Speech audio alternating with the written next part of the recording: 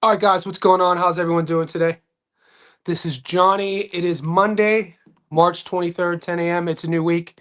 We got a lot to talk about. Like always, on our Monday morning live streams, what we're going to do today is recap the weekend that was. We're going to talk about our wins. We're going to talk about our losses. We've been on, the streak continues. We've been, super grateful. Our hard work has been paying off since January. If you go back to our first live stream of the new year, January 1st, we talked about our goal going into 2026 was adding value. And it's exactly what we're doing. It's really a team effort. The Discord's growing, the channel's growing, the Patreon's growing. JSB Insiders, our group, we're getting tweeted about. People are sharing our content on platforms that we don't even have. And so I know we're up to something. We're approaching 450 JSB Insiders in our Discord. This is a community, and I think over time, if you watched our group grow since August, if you were part of the ground floor and you're still there, you would have noticed how it's maturing. And this was always my mission, was to create a space of like-minded boxing fans that we could talk about our sport, research the sport, debate the sport, and do it in an educated manner. There's been some growing pains. We've had to kick people out, we've had to silence people, but over time, I mean, week in and week out, it's growing into a real dangerous squad regarding guys who know their stuff and sharp betting minds and all that good stuff. And so I just want to, express gratitude to everybody who's part of that. If you're not in our Discord, if you're not a JSB Insider on YouTube or on Patreon, the link is pinned right here. It's a couple bucks a month. Sign up. Let me know if you have any questions. Feel free to ask. And let's get into this. Like we always do the first day of the week, we'll talk about our wins and losses, but we also have to take a look forward because there are a lot of fights coming up this week, all over the board.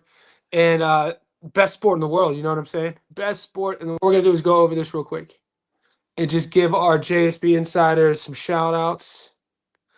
This is the shout out section. Click that link that's pinned.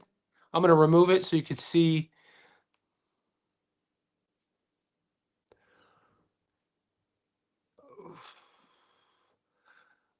I know a lot of you guys are like me. Yesterday, you would have had the double screens. We were watching the Lester Martinez fight. It started a little bit later. And then on the big screen, we're watching the Ammo Williams and Carlos Adames fight. So, come on, dude. Best sport in the world, right? This was, there was a bit of criticism initially because we watched how the odds plummeted. But I want to talk about this one real quick. And shout out to Marksman. If you're part of our team, you would have recognized the name Corey Marksman. That's why, if you were watching the fights, I was kind of taken back to hear Sergio talk about he had never heard of Corey Marksman before. I go, "What are you talking about, dude?" It was just another sign that our group is as sharp as any group. I can't expect a guy like Sergio to know every fighter, even though he's a former fighter himself and an announcer. You would have thought he would have knew Marksman was. Marksman won us money in 2025 twice, two knockouts. Now, part of my job for you guys, and you guys probably do this on your own too, is on Monday, which is right now, you go to the sports betting apps and you look at the odds for the upcoming week. The beginning of last week when Marksman was at plus 140, I was like, the odds don't know who he is. They don't know this kid. This is a freaking steal. So I smashed it early. And the one thing about my bets, guys, if you're new to the game, is I not only show you who I'm taking, but I show you my receipts. So you guys, look, I placed this bet Tuesday, March 17th at 3:42. Tuesday, last Tuesday, right? So I'm not just telling you who to take. I'm in it with you guys. I think that matters. And you see, as the fight night got closer and closer, these odds plummeted. But I should mention, I'm not gonna just, because some people in the comments were like, "Johnny, you tanked the odds. Your team, everybody who smashed it, flip flop the odds." That's not my fault, man. I'm not gonna let a plus 140 pass by just for the sake of upsetting people that don't give a shit about me. You know what I mean? Like, I don't. My first and foremost intention is for the team. Like, I'm not gonna. Oh, I don't. I hope the odds don't crash. So let's wait a couple days for all the other people who I don't know and they don't know me to get good odds. Hell no. if I smash early, I'm going to smash early for a reason, and then our whole squad smashed early, and then we got these odds. Come fight night, he was at $1.60, and he showed why this kid could fight. I'm interested to see how they're going to move him. He's marketable, says all the right things, good on the mic. I think probably should work on the gas tank. Look, I'm a coach. I'm a guy who always thinks a gas tank could be improved. So like, if I'm Corey Marksman, I'm working on the strength and conditioning. He knows how to box. He knows how to move. Weaponize the cardio. You weaponize the cardio, you're going to be in a good spot for the rest of your career. So we hit that. This was a sneaky live bet I did in the Discord. Austin Williams to be knocked down. We hit the Austin. I didn't. So this is kind of a benefit to be in the Discord. I didn't post this in our recap because I didn't give this one away. I talked about this all week in the live stream though, and I shared it in the Discord. I had a feeling Williams was going to get knocked down, and what better prop when it happens early? He got knocked down in the second, but I got to be honest with you, man, it was stressful. It was stressful when he went down in the second. I was like, because we needed Adamas on points. Our safety net so our dog of the week hit with Corey Marksman. Our safety net parlay hit. Our prop of the week hit. I mean, and also if you're new to this game, guys, every ticket I give you is going to be plus money.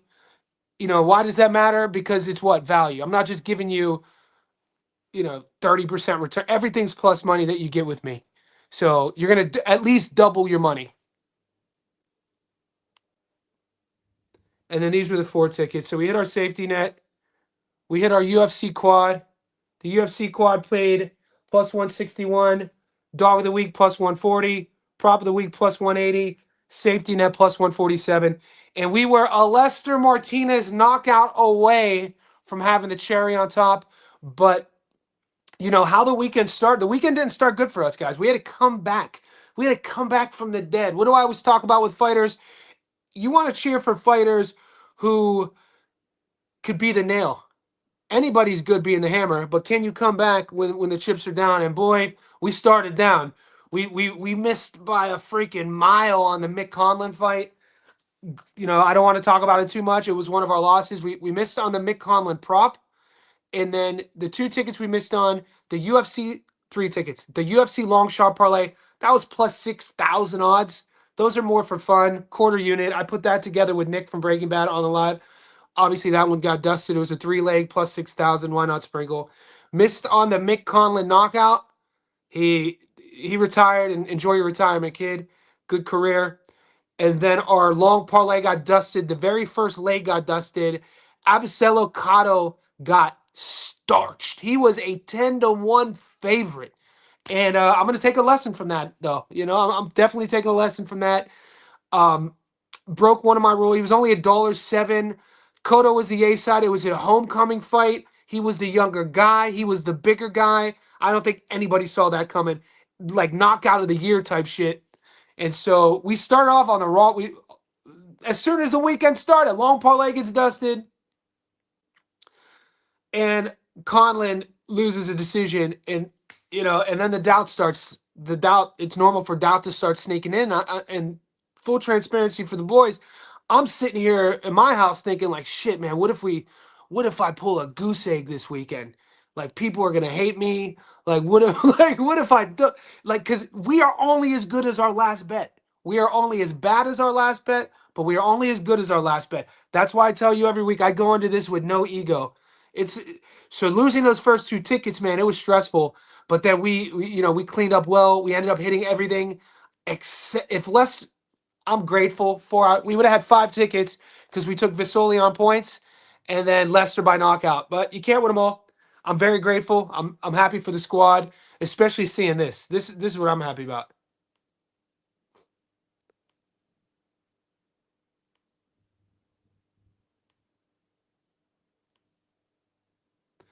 Shout out to Sent from Pet. This is what better marketing. When I teach younger entrepreneurs how to grow businesses and brands, whether it's on social media or personal trainers or strength coaches trying to get a gym running, I always talk about referrals are the best way to grow businesses.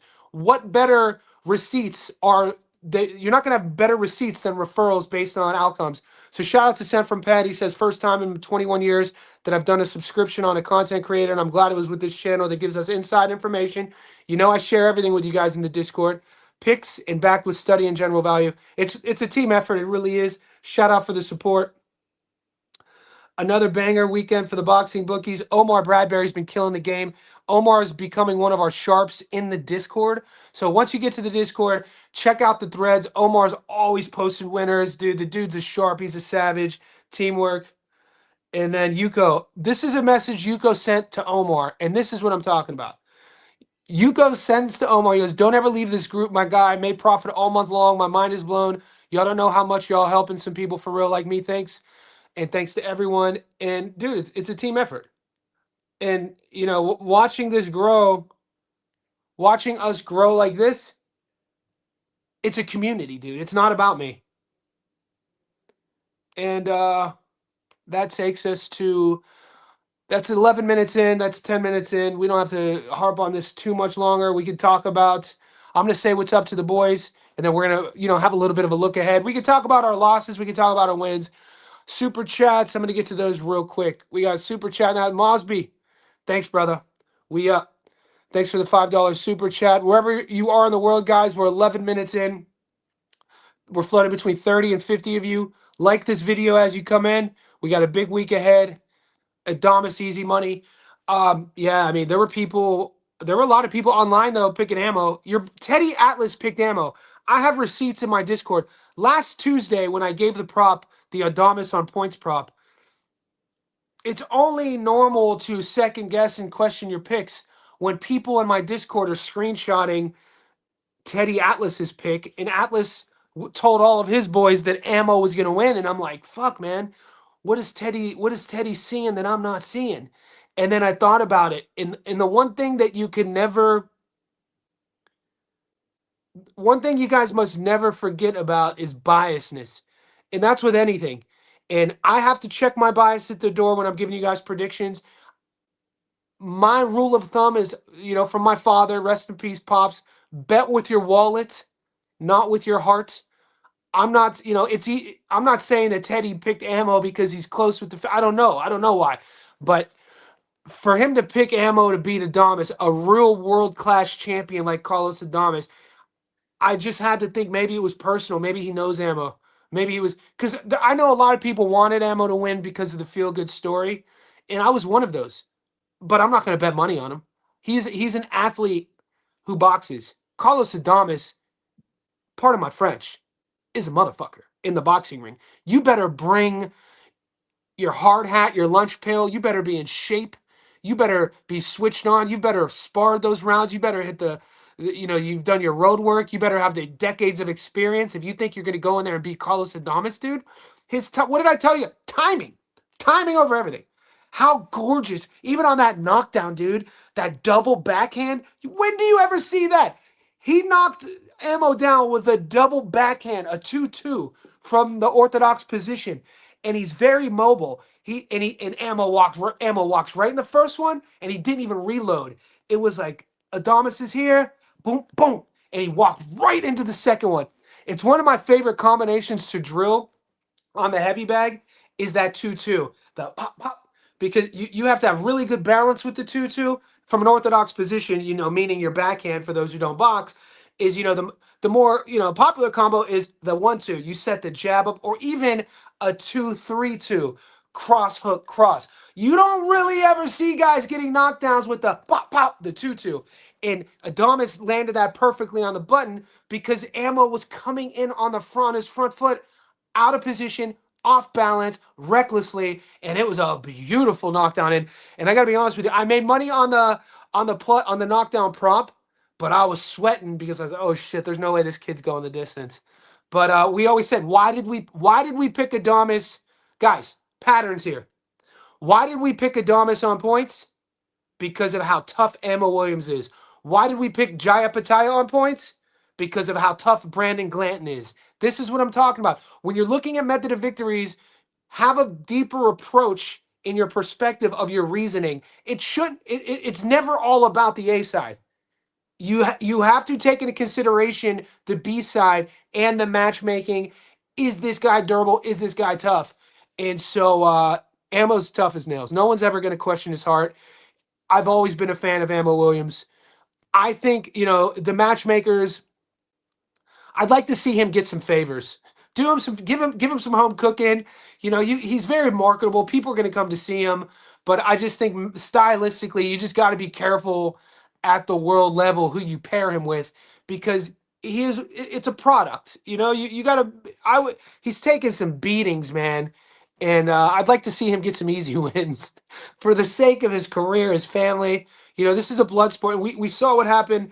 And there was a girl fight, man. There's a girl in a medically induced coma as we speak. She got knocked out in a really tough knockout loss. It's like the third time of her being stopped. So we know it could happen. We know the consequences. Just because we bet against a fighter doesn't mean we dislike the fighter. And just because we bet on a fighter doesn't mean we're glazing the fighter. We are a community who likes to win money off of our research and knowledge. Another super chat. We got my guy, dude. Rest in peace to the haters, always coming through. JSB Academy. We are more than just obviously, and this is guys. This is why, if ever you want to offend me, reduce my work down to just my picks, because that's the only time I ever get offended, is when newer people come to the team and they just deduce everything I do. Where are your picks at? I didn't see this pick.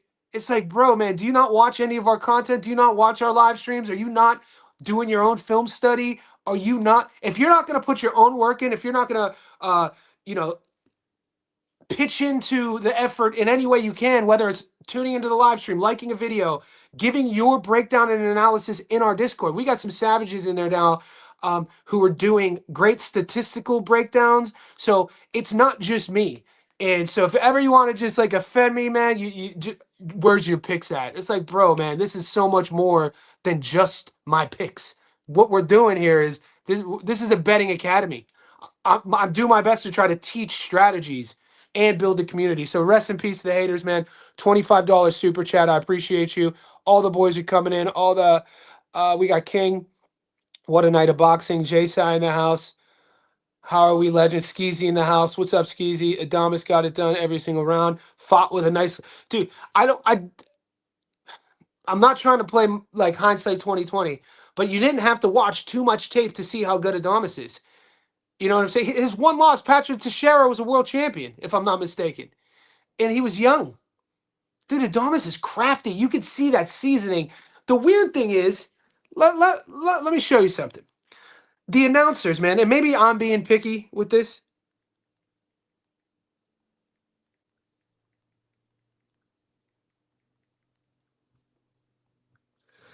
The announcers yesterday, they kept calling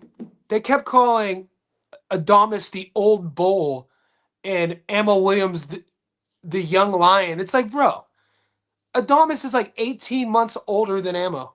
You're acting like Carlos Adamas is 48 years old. He just turned 31. Ammo's 29 going on 30.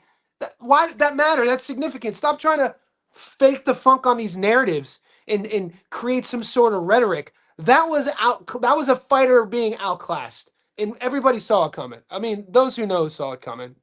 That's why I'd like to sit down with Teddy and ask Teddy. I sent Teddy a message. I want to know, I just don't want to undermine his work. Hey, Teddy, I heard you picked Ammo. Why? So, if he was in my network, like if I was close to Teddy, like I'm like to Tommy or Paulie, I could do that. I'm just not close with him. I wonder what he saw in Ammo to outbox Adamas, dude. King, great weekend. Finally listening to you when I sent you the DM with the parlay. Over 6.5. Corey Marksman, Dire Moneyline. You're the man this week. Over 5.5. Distance Ezra Taylor. You're the man, King of Fitness. Oh, we are up. We are up. That Jimmy Sains fight. Yeah, it could have dusted my safety net parlay. Marksman. What's up? What's up, PJ? Boys are tapping in. Appreciate you. Appreciate the support. Sanford, not too far from where I say. Yeah, went to the fight. Adamas punches were loud. He hits harder than I thought. The thing about Adamas is his technique. You know what I'm saying? Like his punches don't. He doesn't. Carlos Adames doesn't need. And I saw this with. If you watch the Corey Marksman fight, the difference between Marksman and Guzman as well is that, and I'm not comparing Marksman to Adames, not yet. Maybe Marksman would have, he could have a storybook career, still young, look great, but really accurate punchers don't need a lot of space to throw their punches. You see some guys who are able to land shots and they don't need a lot of space. They're able to do it from different angles by changing their body, putting their body in different angles to land big shots. You look at a guy like Ammo needs a lot of space. It just shows you a lack of efficiency, a lack of technique. Adames does that really well. He's a very technical puncher. And is also, man, there's so much to like about Carlos Adames. That version of him last night was amazing to see. To watch him fight with a chip on his shoulder, to watch him fight on his front foot, to watch him fight with urgency. He has perpetual movement with his upper body too. He's constantly giving you something to look at, constantly rolling. He's never seems like he's uncomfortable. Even he was taking shots. Ammo caught him a couple times with some big, big shots. And he still never looked uncomfortable, never out of place. Same thing with the Marksman fight. Guzman hit Marksman with a couple bombs as well, and Marksman never seemed out of depth. If anything, if we're being critical on a young kid, on a potential prospect / contender and Marksman, if we're being critical, we might have saw his output where his output went down, rightfully so. It was a high pace, high impact, competitive fought fight.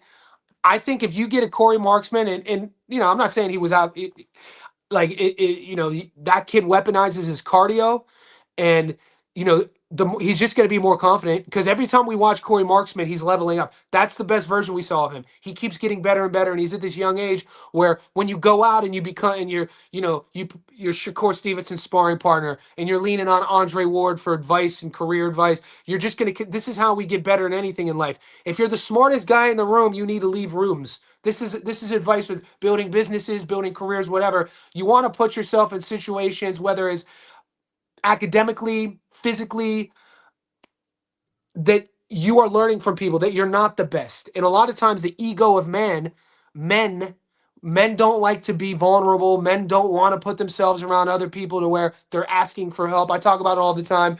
When I used to teach leadership and personal development for finance, corporate people in Vegas, one of our number one rules of leadership was it's okay to ask for help. Being vulnerable in that sense, admitting you don't know something, it's how you grow. And watching Marksman just continuously level up, and I'm being a little bit particular, bro, get a gas, have your gas tank. The goal should always be round 10, if you can. In a perfect world, it's super hard. Anyone who trains knows this. But if my gas tank could look like it did in round 1 and round 10, that should be the goal. That should be the mindset of how we train. Weaponize the cardio. You know how to fight. Your skills are coming along. The fight IQ is evolving with every fight. Weaponize your cardio. That's for any young fighters. I have some young fighters, or might be on the stream. Some of my clients are Commonwealth fighters. Some of my clients are strength athletes. I always say it. Weaponize your cardio. Shout out to Mike Tyler. Mike Tyler, professional fighter, undefeated fighter. Exactly. Love from the UK. Flynn and Ezra for the underdog of the week. Mate, Mike, you know what kind of worries me about the Ezra Taylor fight is versus Hutch is the media, the back and forth. Watching them at that round table, I almost got to read that Ezra Taylor was just happy to be there. It was almost like Ezra Taylor was adhering to being the B side. Was like not supposed. He was like admitting that he wasn't supposed to win. Now I don't know how much of that was tongue in cheek or if he's sort of playing like chess with Willie. I don't see Hutch losing to Ezra.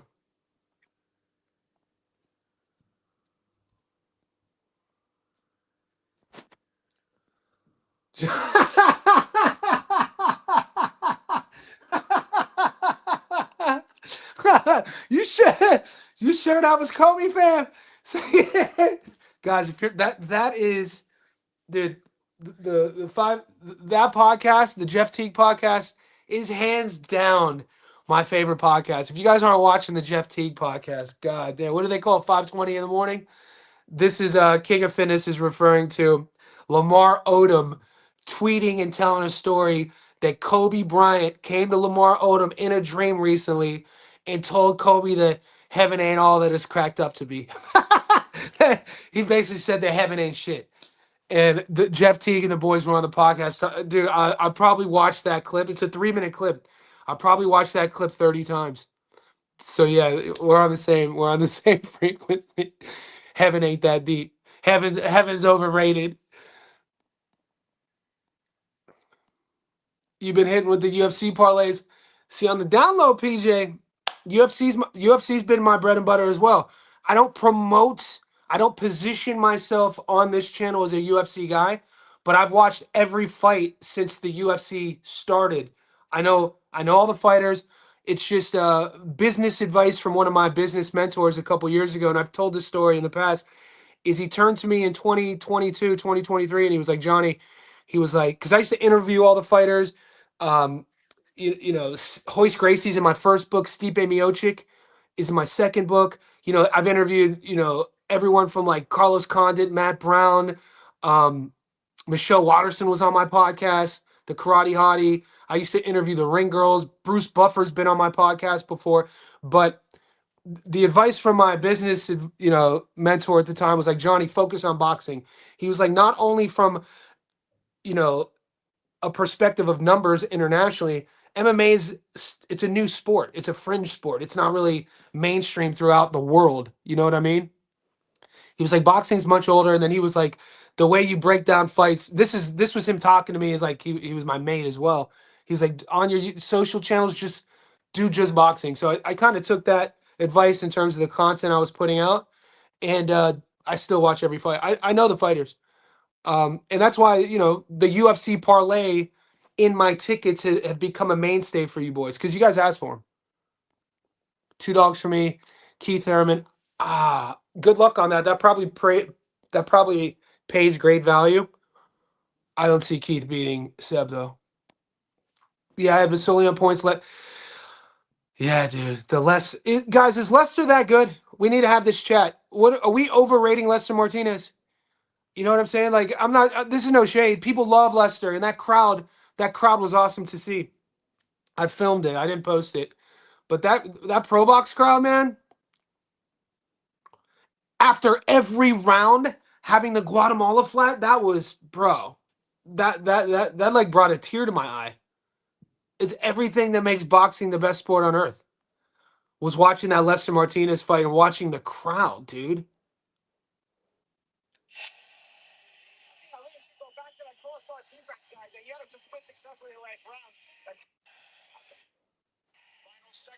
This is after each round. Like the crowd was absolutely insane. Is Lester that dude? Are we gonna have this? I mean, he's only 5'8". 5'8". He's a small. He fights at 168. 5'8". I didn't know he was that small. I'm 5'11". That's crazy. So I'm 5'11". I walk around at 185, between 180 and 185 pounds. Lester's 5'8". It's like maybe he could get down to 160. Maybe he's not in the right division. I don't know. I got some questions about Lester Martinez. I got questions about his punch selection. I got questions about his punch variance. How diverse is that offensive bag? You know what I mean? And people are probably gonna hate on me for that. I'm a Lester Martinez fan. I just think that at this stage of the game for us, it's important for us. We always say this is not an echo chamber, and that includes fighters. We should be able to dissect if we're doing it in an educated way. I'm not hating on Lester Martinez. He did it, he won pretty much every round. But he goes through these laws as well throughout the round where I sometimes question his game plan. Like, what was his game plan? His game, like, he didn't really show me a high fight IQ yesterday. His game plan was like in the first few rounds to go out and try to stop this guy. So I don't know. I don't know where I stand with Lester. I mean, when it comes to being a potential world champion who defends and defends, he's a small 5'8", dude. You're 5'8". You should be able to make and he's not ripped. It's not like he's a 5'8" like a Mbili. He's not you. If I expect to see abs, I expect to see. I have high standards for my world champions. I want to see a fit athlete, dude, super athlete, somebody who's ticking all the boxes. Not, and I don't know him. I don't know what he's doing outside of the ring, but these are just my expectations for fighters. No boozing, fucking switched on, living like a samurai, and of course these are savages. These are, this is boxers are wild men. You know what I mean? It's best sport on earth. Neil White, yeah, Johnny, me and you caught that marksman plus money in the Discord. Yeah, man, the Discord slaps. I think that's what the young bucks say that the Discord slaps. Rob Palmer says this week, bro. I think every week is difficult. I think every week is difficult. Every week, it's not getting any. I never want to make you guys think that this shit is easy. You guys know this. I think every week presents the same problem. I used to think that we were archaeologists because we're on this dig and we're finding our wins. Now it's like, you know what we are? We're problem solvers. Every week presents this really difficult equation for us to figure out. Whether there's 20 fights, 10 fights, 30 fights. The secret to that is knowing who wins in those, which fights to avoid, which fights to play. And that's where it's going to be a constant learning curve. We're all learning, like, what fights to avoid. Oh, it's $1.07. Fuck that fight. Or this guy's, there's no value here. Why would I play this fight? Or this guy's never been. The secret is problem solving. I look at the minute I go into a fight weekend and I'm confident and thinking I know everything. We got everything. Like, we know who's never. I guarantee that's when I'm going to stop doing this, or at least that's when we stop finding success. Maybe that's it. Maybe it's all about the mindset. But I look at every week as hard. Every week is hard. There's not one fight week where I'm like, oh shit, these are easy picks. Variables. And then we have to think about value. I'm not giving you guys any picks that aren't plus money as well. So it's not like, a four-legger that's paying 52% return, which is good for some people. We have some bettors who will message me, Johnny, find me a 50% return. All right, I could do that. But for the squad, for the team, we're carving out our own path of being known for being successful week in and week out with plus money tickets every week. Multiple plus money tickets. Which fights to pick and choose that we could sew up a parlay that gives the boys plus money. So whatever your wallet is, whatever your bankroll is, you are at least getting plus money. That's value. That's the value I'm talking about that I always talk about. Itama by stoppage. I'm gonna look at the odds in a second. It's like $1.27, Mosby. You know what I'm saying? Think about the stoppage props that didn't hit this week. What was Lester? $1.67 went the distance. What was Amari Jones? $1.70 went the distance with a small guy coming up. Amari, Amari's a very thoughtful young man. Amari's a very intelligent young man. This is a young man who's a former Olympian, 22, 23, published author. This is a young man who runs a foundation. He has a nonprofit organization. He has a clothing line. This is a very well-rounded, astute gentleman. He's one of these young fighters where if you had a young son, you'd be like, what do they call him? I saw one of the signs in the crowd, half hood, it said half hood, half gentleman, or half hood, something along these lines. But he fought like a very smart guy. He didn't have, if you're not, look, it's not fun for bettors when you're taking him by knockout. But if you could win a fight and not get touched, and the dude is that, he made a guy with over 30 pro fights look extremely basic. That's exciting for me to see a 23-year-old prospect in that division being able to do that. He's smart. Smart kid. But from the knockout prop value, bettors don't like that. Yeah, it's crazy work. Crazy work. I wish Ammo had the amateur pedigree because he got a lot. He does, man. Look, I think the group would all probably agree. We wish Ammo well. You know what I mean? There's certain fighters that become endearing to us as fans. He's one of them. You want to see the kid succeed.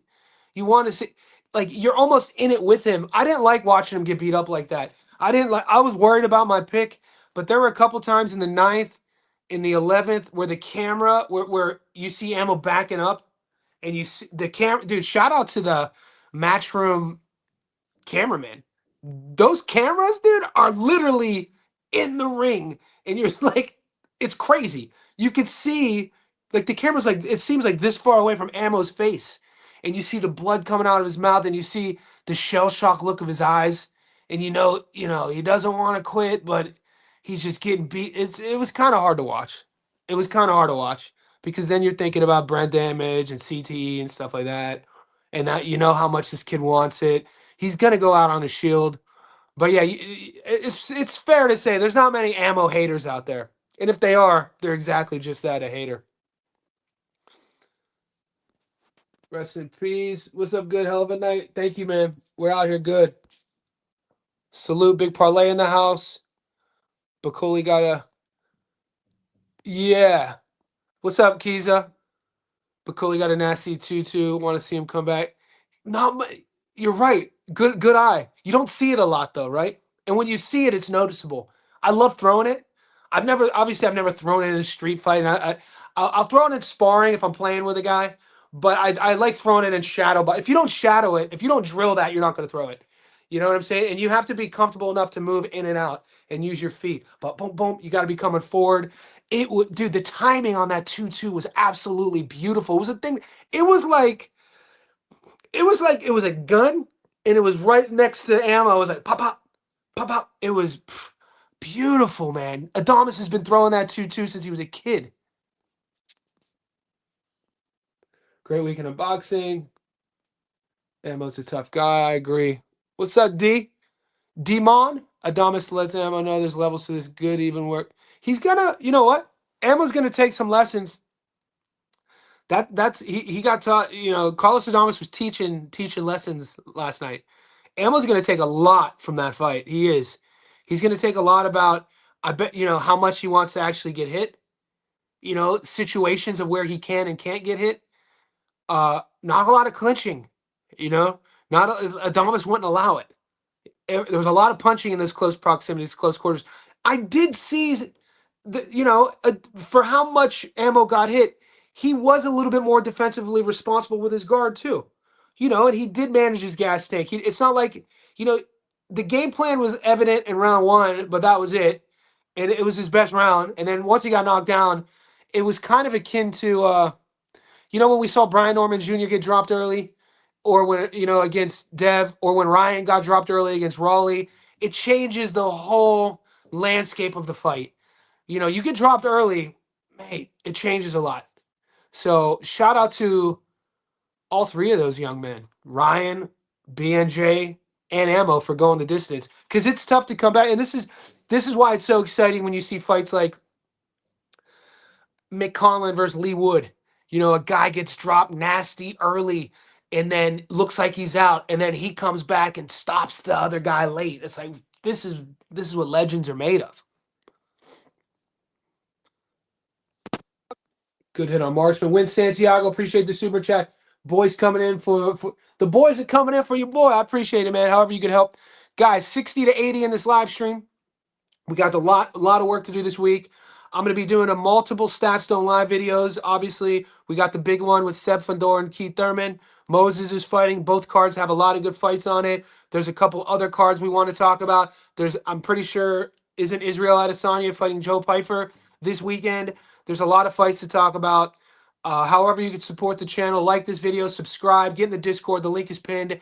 We're approaching 450 JSB insiders. Exciting times with the squad. What's up, Jay? Surprised how bad Conlon looked. I thought he had a few fights left. So did I. I'm not going to say he lost that fight. That was a hard watch. I thought for sure Conlon would get the decision. For sure, I thought he'd get the decision. If you just look at the posturing, the optics of the fight, where the fight took place, Conlon's damage on his face happened from a headbutt. One might have been from a punch, but what was Walsh really doing? Walsh fought one of the boys on ESBR. Shout out to those boys, the UK boys. One of those boys on ESBR called it he said Kevin Walsh should be disgusted with himself. A humiliating performance. I was like, damn. And he didn't do it clown. He did it like in a disgusted, pompous British way. I was like, damn, that sounds crazier than saying that dude sucks. He should be disgusted with that performance. God, that boy, people were salty about that. Johnny, what do you think about this? Is the play? Look, this is Chaz. This is the play. This is the play I was looking at. I was looking at Moses against Franklin on points. You know, Moses had a slight little injury. Franklin's a true blue. Dude, Franklin's been in there with the boys. Franklin knows how to survive. Franklin's only 32 years old. He got craft to his game. I ain't saying Franklin's going to win, but I mean, I think that's probably the play right now. If I lock that in, I'll let you know. And we're seeing things trending this way. When we're looking at method of victories, when you're looking at a method of victory, it's always important not to just look at the A side. You got to look at the other side, other coin.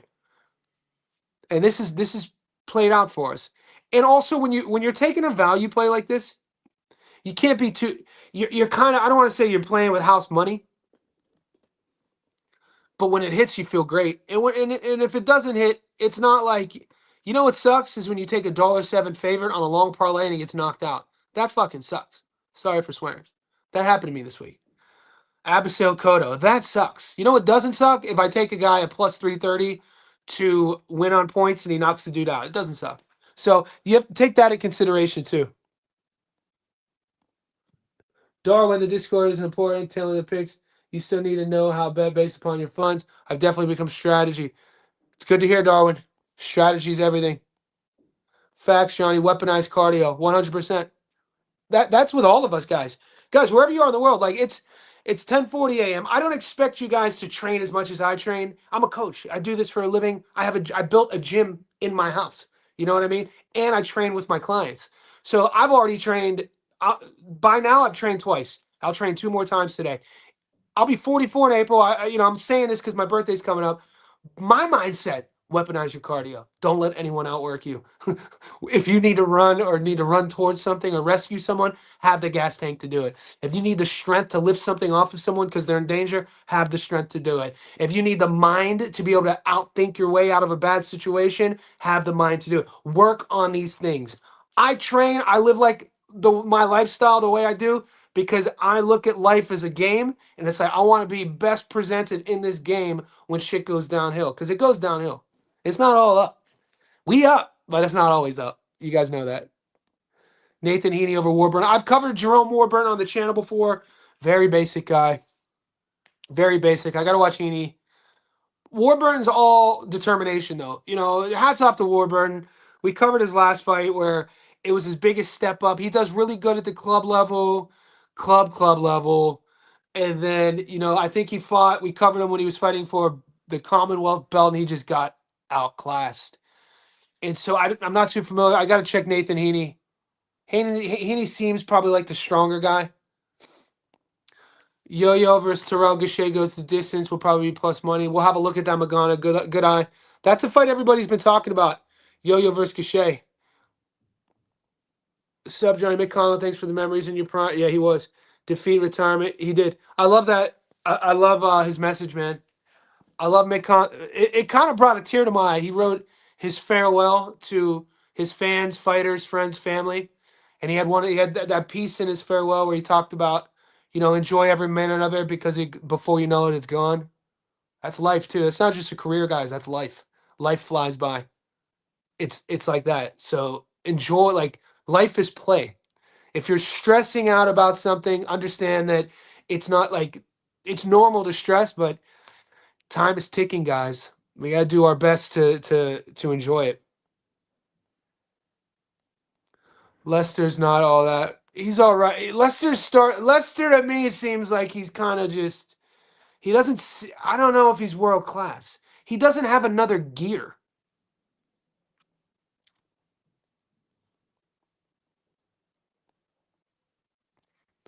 Gachet never been stopped, but it's 38. Yenli is a beast, but unproven. I know. It's a tough one.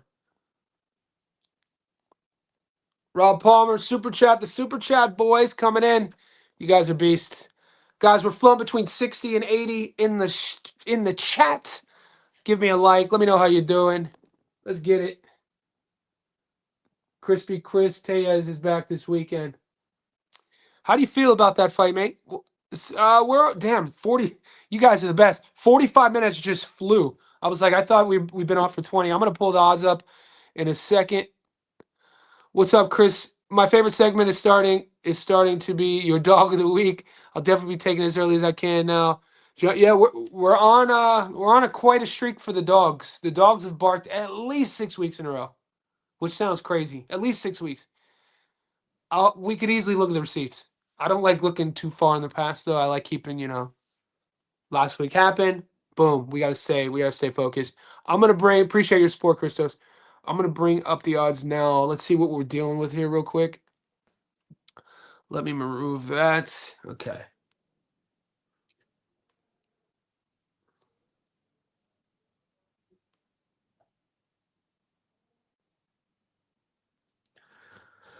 All right, so we'll just do a quick scroll down of this. Alex Murphy, Josh Holmes, Michael Gomez versus Jordan Flynn. These UK fights. Nathan Heaney versus Warburton. Thompson versus Pauls. Is that fight still on? One of these fights got canceled. Good odds. Hutch versus Ezra. Gallegos versus Julian Gonzalez. Moses versus. Let's check out Moses real quick.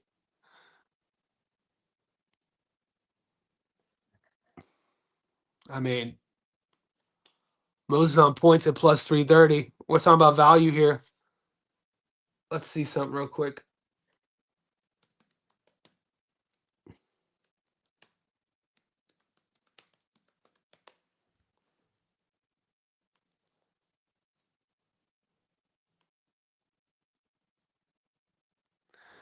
Okay, so Moses 13-11 knockouts. If you guys have never seen him, he's a really big, fun, young, athletic, crack southpaw. 21 years old. He only has 26 pro rounds, guys. He only has 26 pro rounds. That's always going to be a caution with a young heavyweight.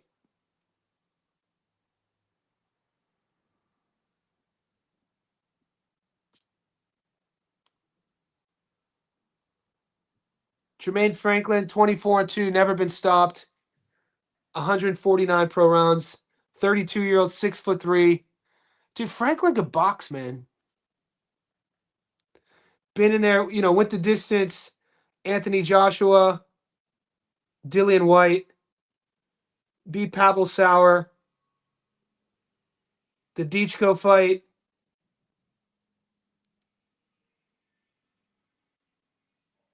No, Franklin didn't look that good in the Dichko fight, did he? I remember. I don't know, man. What's his gas? I don't know. It's a tough one. It's a tough one. It's like, yeah, the fights in the UK, they're bringing Franklin over to get starched.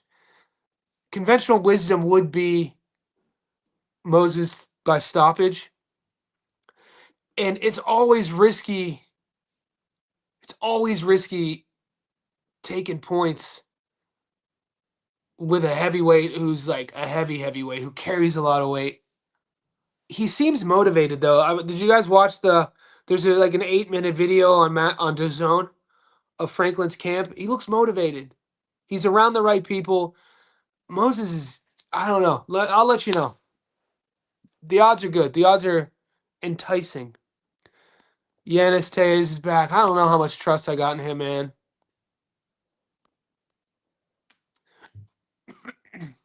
Respect to Ammo, though. Do you think I don't know at this stage of the game. I mean, getting better at this stage, what can get better is the knowledge of the ring.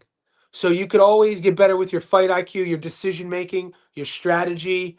You could get better with your situational boxing. From a skill perspective, his elbows didn't look as wide as they normally do. He's sometimes like out here. He was more here, so that technically we saw an improvement there. The things that it's impossible at this stage of the game for him to catch up on is the timing. The timing, the technique of the timing, the understanding of positioning. where you're safe, where you're not, because all of that comes with the experience. You can't take a class on how to be experienced. You know how you take a class of how to become more experienced? You get your ass beat for 12 rounds against a world champion, and you hope to God you didn't take too much damage. So it's just it's all the little things at the highest level that you can only gain from experience, a lifelong of boxing, that it's so tough to make. It's why it's very rare to see a guy come in late without amateur experience and put together a Hall of Fame career. You don't see it. I think like I said, matchmaking. From here on out for Ammo, if you're an Ammo fan, you just hope that there's some favorable matchmaking. Because it'd be fun to see him there with like Slugger, another person, somebody who'd slug it out with him. Somebody who doesn't have to worry about countering him all the time. At 160 pounds, not a deep division, but I mean, how would he fare against Elam Hunalay? Even though Janibek, you know, I think he would fare better than he did against Carlos. Like Ammo versus Janibek. I mean, I think he would put up a better, like he would look a little bit better against Janibek, even though Janibek's suspended for steroids. These cats out here, boy. Lara, I think Lara outboxes him even at 50. Arislandi Lara would be able to beat Ammo even when he's 50 based off of Lara's ability to box. Janibek, though, he's good. We just don't know how good he is yet. So would you? I've seen Janibek fight with ego before. I think that Ammo might be able to drag Janibek in his style of fight, get him to punch with him. Could be exciting. Those are the champions at 60. And maybe you put him up against guys like on the come up. How would Ammo do against like an Aaron McKenna? I don't know. I rate McKenna, but is McKenna as good as his handlers think he is? We don't know. We want to see Aaron McKenna more active. And no offense to the Brits, the British fighters, when they level up, once they start going international, you don't know how good somebody is until they level up. So I don't know what's next for Emma Williams. That's his second fight in what, 3 months, 2 fight camps in 3. But I probably would take a year off. That sounds crazy. He took a lot of shots. He didn't go out cold, but he got beat up. He got that ass beat. At least take 6 months off. I would not go train. I'd go on holiday. I'd go spend time with his family. I know he has a young family. He needs, recover, put your feet up a bit, and then he does have to make some decisions. He's marketable though. People will tune into an Ammo Williams fight. So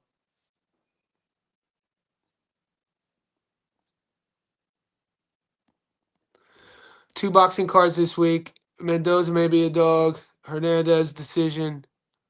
Haven't done much studying, but Kyron is a tough guy, but so is Gachet.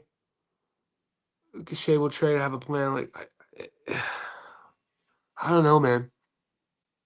You think Mendoza's live? Wow. Wow.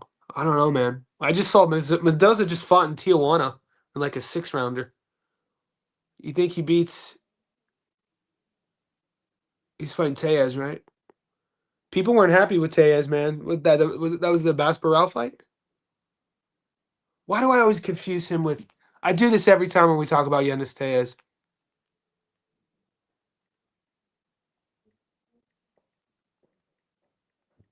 I do this every time. No, it is the Bas. Yeah, it was the Bas. You go to Google, you type in Yannis Tellez. a Bas Barral comes up.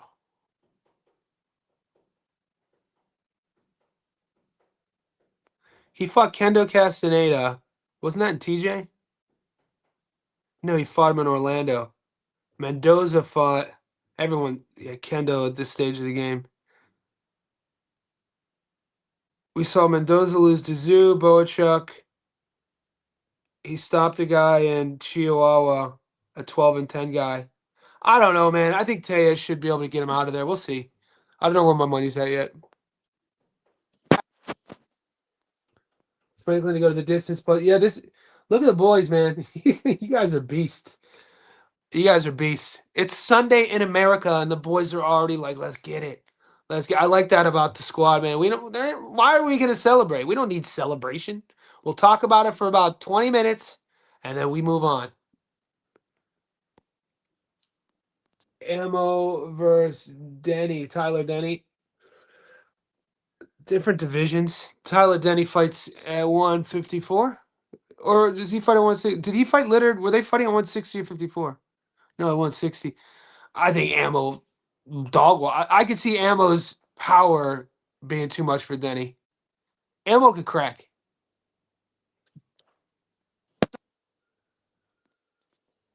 Yeah, bro. We put Ammo at the gate. He called. I mean, I dude, you could build a card around that kid though. 29, who knows? You put him in some nice favorable matchups, boy. He gets a couple knockouts. So we got shout out to Skills. So Robert Skills in our Discord, MMA sharp. He's a boxer. He boxes.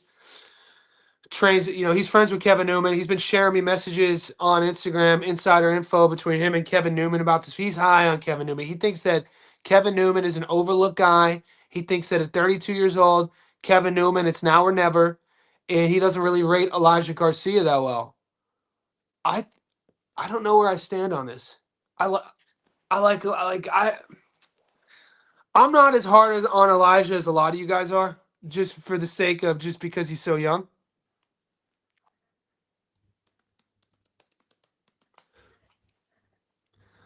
Like the boxing fans are hard on Elijah. You have a lot of hype. You're young. You win a close fight. You win a decision. People think you lost. You're gonna get some negativity. The Kyron Davis fight, the Terrell Gausha fight was super close. I mean, wins over Resendez.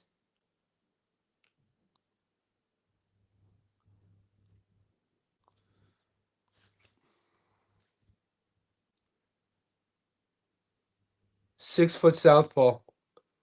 What's Elijah? He's still in his early 20s. He's still developing.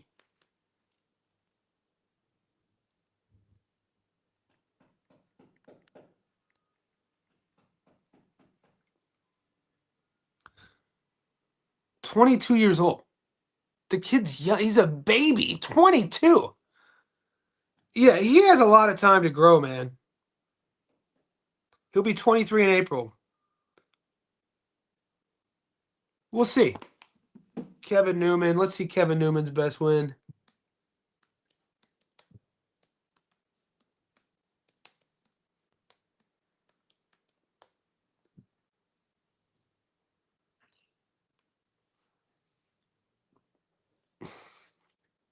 (18-3), 34 years old, 6 foot, 6'1", orthodox. Nice little win streak. I like that. He loses 2 to Gino Plana and Manny Gallegos, and then wins 7 in a row. 1, 2, 3, 4, 5, 6, 7, 8. 2, 3, 7 in a row.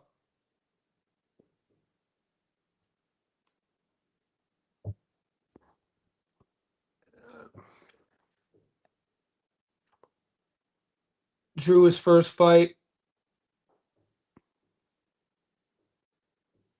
I don't know. I don't know yet. Let's see the odds. I know, man. People like Terrell Gausha is a good fighter. I think Elijah Garcia is good, dude. I think he's way better than people think he is. Or I think people hate on him. I don't know how. I have to watch tape on Kevin Newman. I have to see what I'm dealing with. I don't know what I'm dealing with. I don't remember watching him fight his last fight.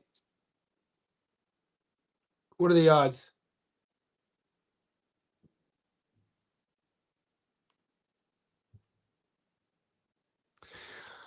All right, I know a lot of people are jumping on Newman. Look. If my instinct and my intuition was saying do it, I would tell you that. I don't know how I feel on this fight. I'm currently 70-30 Elijah. I need to watch Kevin Newman. I'll let you know. I think Franklin's going the distance. I'm watching tape on the job. Yeah, that was 5 years ago, though. Keep in mind. I think Ammo ends up Zuffa versus Suri Boacek. Not a bad shout. That's a fun fight. That's a fun fight. That's a good fight. That would be, bro. And that Sari Belichick, Ammo Williams is a fun fight. Would you say that Franklin can last all rounds against Tuama if he can last as long as this is the question, and this is why this is an interesting topic, and this is why money's going to be coming in on points. Look, if you're going to take Moses on points, don't parlay it with anything. Just stand alone. We got some. So it's 2023, so not 2021. So it was 3 years ago, not that long ago. Boots versus Adames. I mean, Boots has only fought 6 minutes at 154. Man, slow down a bit on this, right? What? Boots stopped Usman Lima in what, 3.5 minutes, or was it the first round? That was his first fight at 54. I don't see him going. I think Boots is fighting Xander Zayas next in April or in May. So don't be shocked if they go live with this one, John. What I've been told is the contracts are signed for Jaron Ennis versus Xander Zayas. That's all I'm hearing. I've heard it for the last 48 hours. Top dog. Top dog, you could post your slips in our Discord. So go to the Discord, go to the winning slip section. That's where you can post your winning slips.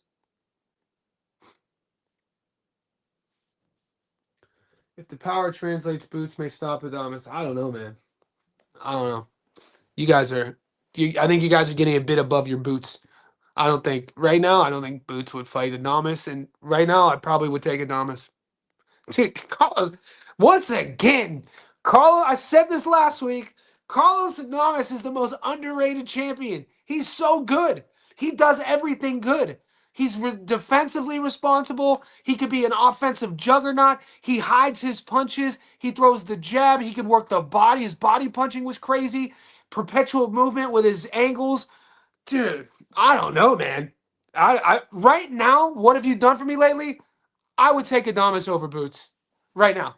I mean, I'm a fan of Boots. He fought 3 minutes at 154. There's a 147 guy. Put some respect on Adames' name. Jesus. Boots isn't even a world champion. Let's see how Boots does against Xander. Look, I'm at least going to be consistent with my approach. I always tell you guys, I am not the one to ordain somebody the next coming. If you haven't I need to see more, baby. Boots is that dude. Big fan. One of my favorite fighters to watch. But give him some time. We need to see more. Let's see him fight, baby. I've seen Adames. Adames is that dude. Adames beat the piss out of Shiraz. 8-4. I was being nice when I said 7-5. Rewatch that fight. 8-4. Adames presents a lot of issues on both sides of the plate. You know what I mean? If you're a big puncher, he's going to be able to negate that. If you're a counter boxer, you better be able to have your timing on point. If you think you're going to bully him, dude, by fight night, even though he fights at 160, by fight night, Adames is probably 175.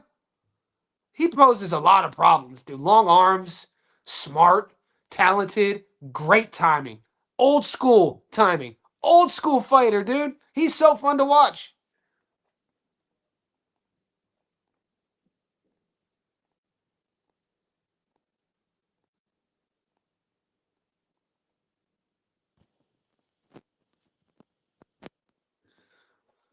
You got guys, we know about these patterns, that UK stoppage. All right, guys, I got to lock it up. I appreciate everybody. Group hug. We're going to be going live twice a day, every day for the rest of the week.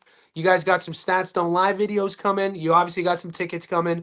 Pay attention to the Patreon. Pay attention to the Discord. Join our growing group. I woke up today. We were at 441 JSB Insiders, our professional betting academy. That link is pinned in the comment section below. And I will see you guys in the next one.